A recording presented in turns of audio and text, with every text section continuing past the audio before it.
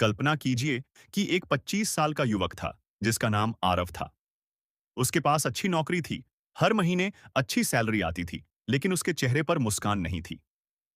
हर सुबह अलार्म बजते ही उसके मन में एक ही सवाल आता था, क्या मैं पूरी जिंदगी यही करता रहूंगा?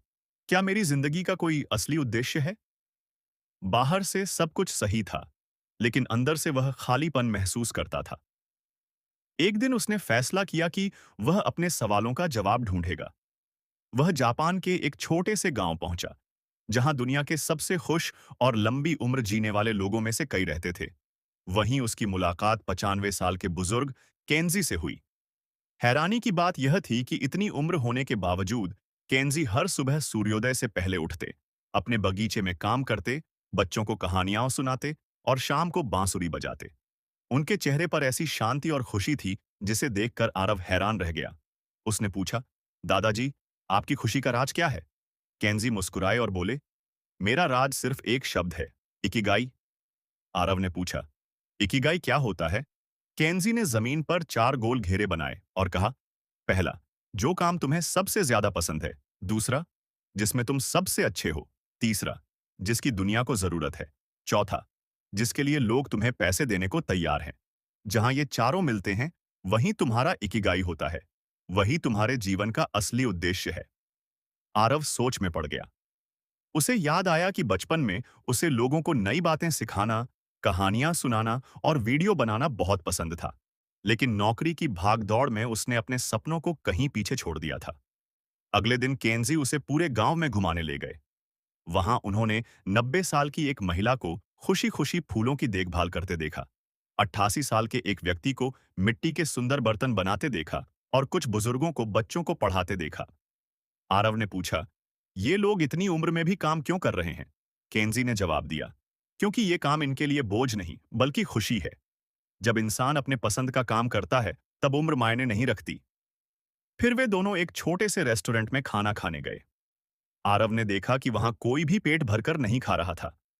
केंजी ने समझाया, हमारे यहाँ एक नियम है, हारा हाची बू।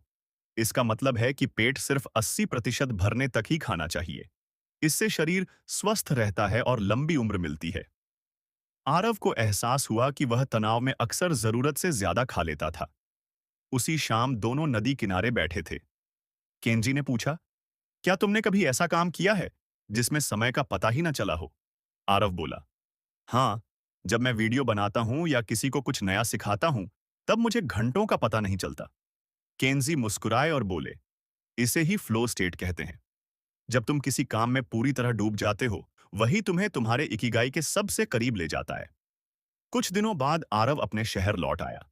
उसने तुरंत नौकरी नहीं छोड़ी, बल्कि हर दिन सिर्फ 1 घंटा अपने पसंदीदा काम को देना शुरू किया। उसने छोटे-छोटे ज्ञानवर्धक वीडियो बनाने शुरू किए। शुरुआत में उसके वीडियो पर बहुत कम व्यूज आए। कई लोगों ने उसका मजाक भी उड़ाया। लेकिन उसे केंजी की एक बात हमेशा याद रहती थी, हर दिन सिर्फ 1% बेहतर बनो। छोटी-छोटी प्रगति ही एक दिन बड़ी सफलता बनती है। आरव लगातार सीखता रहा। उसने अपनी बोलने की कला सुधारी, वीडियो की क्वालिटी बेहतर की और लोगों की समस्याओं को समझकर उनके काम की जानकारी देना शुरू किया। धीरे-धीरे उसके वीडियो हजारों और फिर लाखों लोगों तक पहुंचने लगे। अब लोग सिर्फ उसके वीडियो नहीं देखते थे, बल्कि उनसे प्रेरणा भी लेते थे।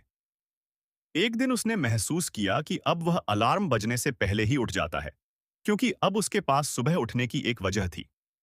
उसने केंजी को फोन किया और कहा, दादाजी, अब मैं समझ गया हूं कि खुशी मंजिल में नहीं, बल्कि हर दिन उस काम को करने में है जिसे हम पूरे दिल से प्यार करते हैं। केंजी हंसते हुए बोले, यही इकिगाई है। जीवन का अर्थ किसी बड़ी उपलब्धि में नहीं, बल्कि हर दिन अर्थपूर्ण जीवन जीने में है। यही इस पुस्तक का सबसे बड़ा संदेश है। अपना उद्देश्य खोजिए। ऐसा काम कीजिए जिसे आप प्यार करते हो, जिसमें आप अच्छे हों, जिसकी दुनिया को जरूरत हो और जिससे आपकी आजीविका भी चल सके। अपने स्वास्थ्य का ध्यान रखिए, संतुलित भोजन कीजिए, रोज थोड़ा व्यायाम कीजिए, अच्छे रिश्ते बनाइए, वर्तमान में जीना सीखिए और हर दिन पहले से थोड़ा बेहतर बनने की कोशिश कीजिए। याद रखिए, सफलता केवल पैसा कमाने में नहीं है।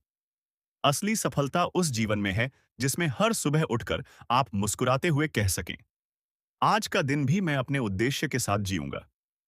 यही है इकिगाई और यही है